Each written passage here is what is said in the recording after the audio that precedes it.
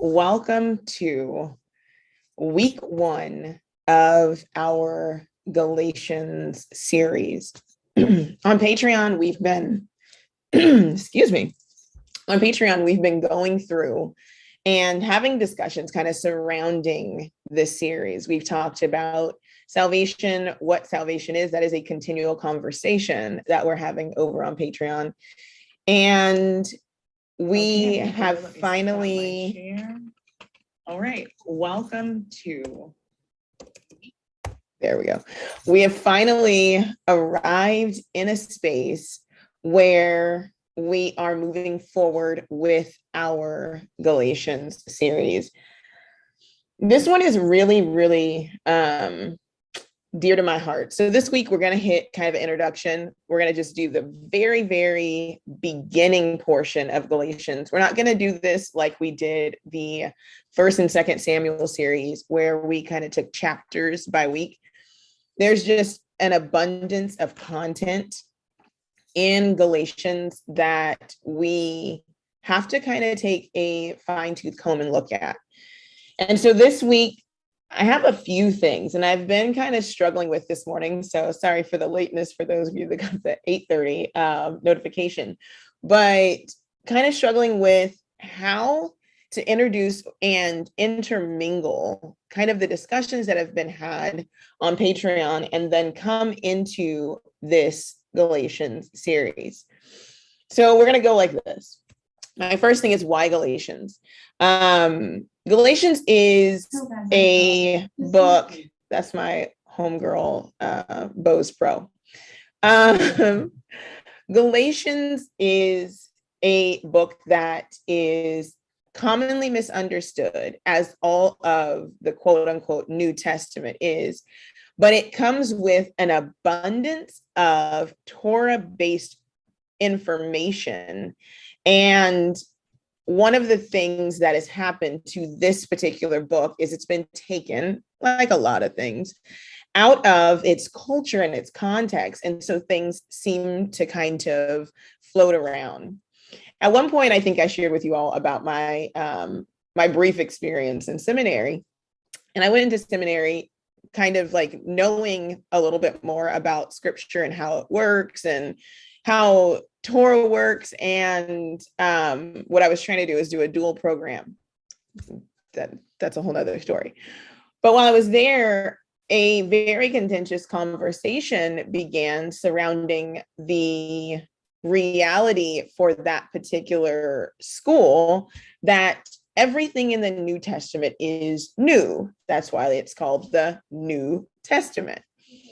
And a dear friend of mine once shared something, and I'll say it just like this: there's nothing new in the New Testament. There's just truth in the New Testament.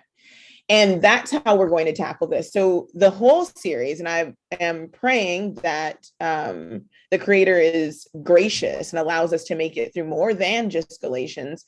But the whole point of this study and this beginning this series, and consequently other series, is to look at this key thing.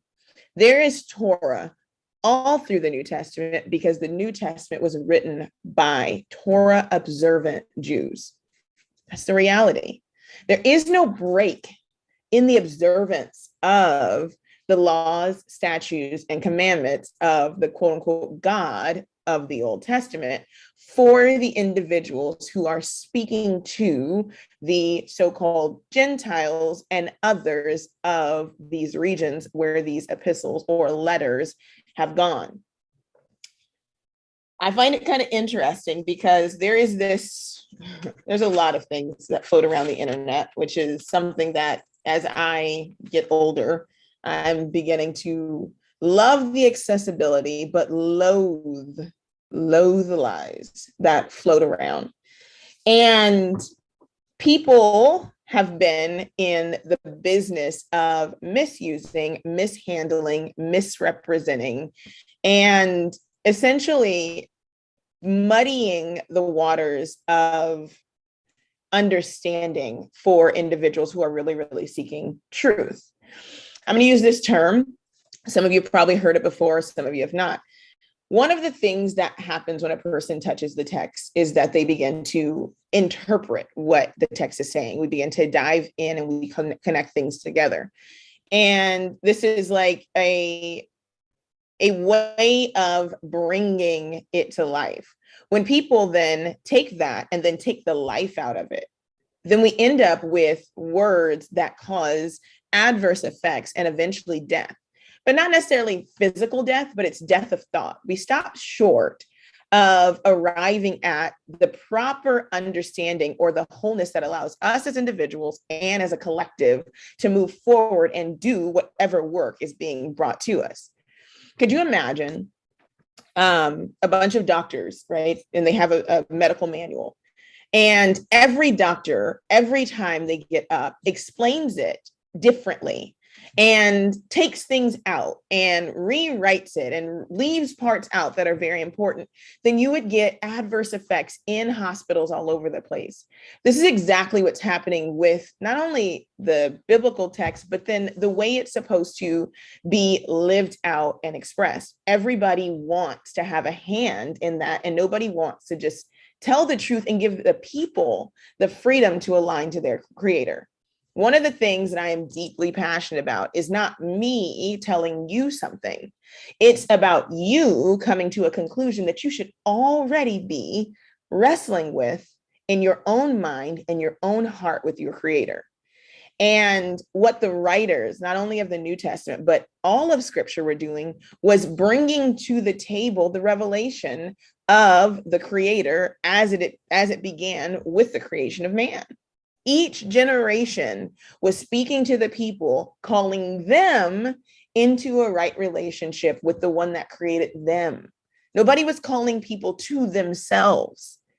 You have to, with all your heart, mind, and strength, align with your creator. That may mean that what you are personally reading may affect you deeply at a point where it's not affecting other people. And so Galatians has been that for me personally, where it's hit me in a space where I know there are a bunch of other things happening and people are like, well, I'm just trying to get this under my belt. And I understand that. And I respect your personal space and your personal journey. And I don't think you should stop where the Most High is leading you to join into another series with someone else. But where I have looked out and in and seen an abundance of wealth has been in this particular section. It allows us to jump into what has happened and the foundation, and then what our responsibility is supposed to be as we awaken to our necessity of aligning with our creator. So that's the why. So this issue with the New Testament, people are like, oh, I don't know, I'm not ready for the New Testament. I've heard things. And one of the things that we're going to realize as we journey through the book of Galatians is culture, context, and words don't lie. Same way as they have not in Torah and Tanakh. And what you'll see is a blatant misrepresentation of the New Testament saying that these people thought like Greeks and they did things like Greeks and they were Greek in their mind. And Paul was Hellenized and Paul didn't think like a Hebrew, he thought like a Roman. Absolutely not. As we dive into the book of Galatians, what you're going to see is even idioms and even things that now we've learned in our process of going through 1st and 2nd Samuel, and for many of you journeying through Torah and Tanakh on your own, you'll see them pop out in a big way. But the number one telling sign that when the writers were speaking and writing, because, writing is like, especially when you write a letter, you're conveying your speech into written word. When they were thinking their thoughts on the paper to be conveyed to other people, they thought like they were. They thought like Jews. They didn't think like Greeks. Now, if they were trying to convey a point to a Greek or to a westernized mind, you might use examples like we all do that brings what they know into their own language so that you can make them understand Torah and Tanakh. We do it all the time. But what you do when you grab an example is you grab an example that's very similar to the culture and the context that you're trying to align it to. It takes a little bit of looking into, but we're going to do this throughout this series. But even if it wasn't just the culture and the idioms and the things that are literally phrased out, one very interesting thing happens, and that is you can trace the New Testament words back to Old Testament Hebrew.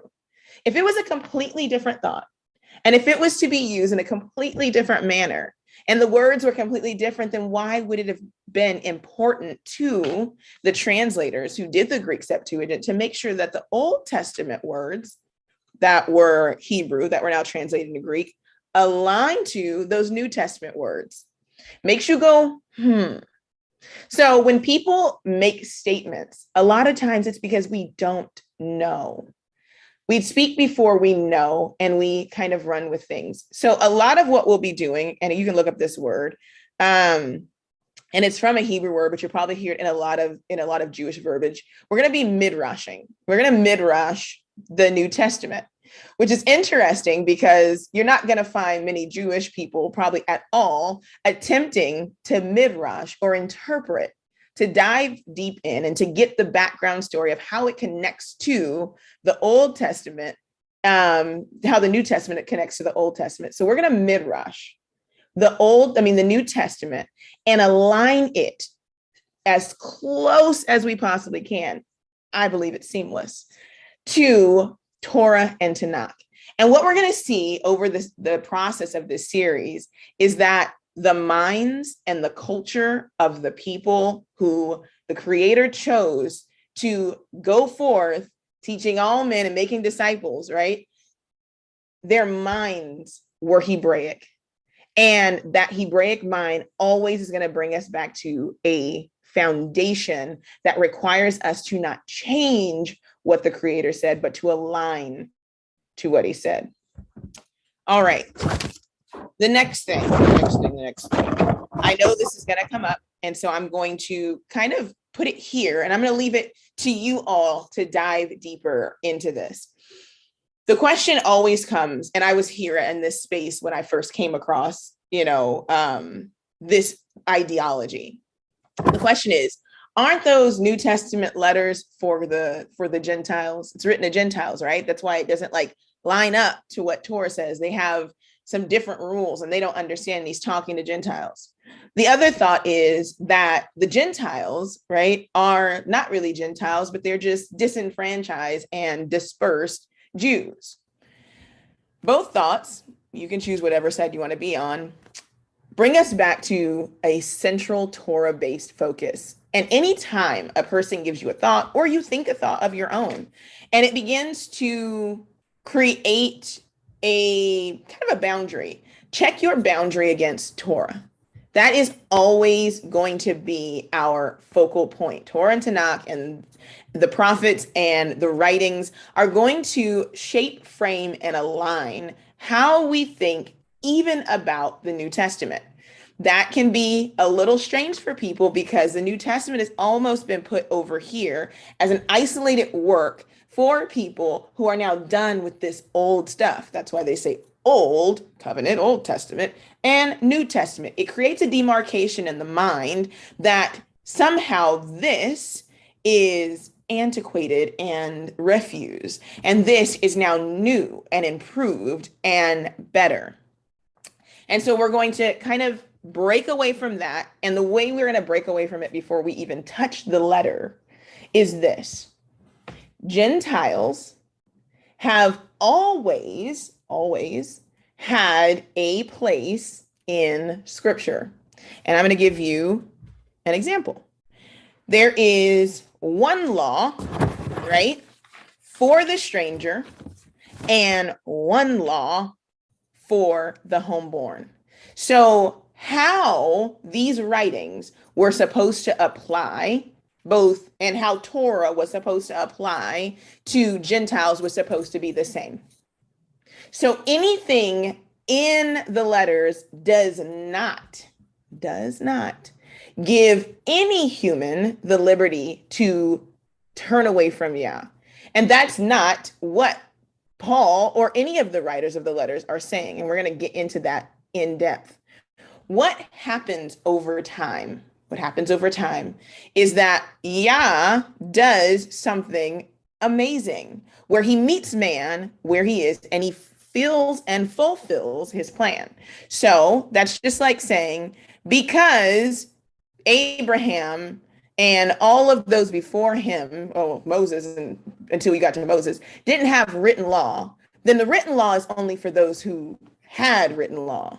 And the oral law is only for those who had oral law. So it doesn't matter if you are on this side, you only have to do it this way. And if you're no, all of it applies. All of it's good for teaching. So we don't not read Abraham's story and apply what Yah did for the patriarch Abraham.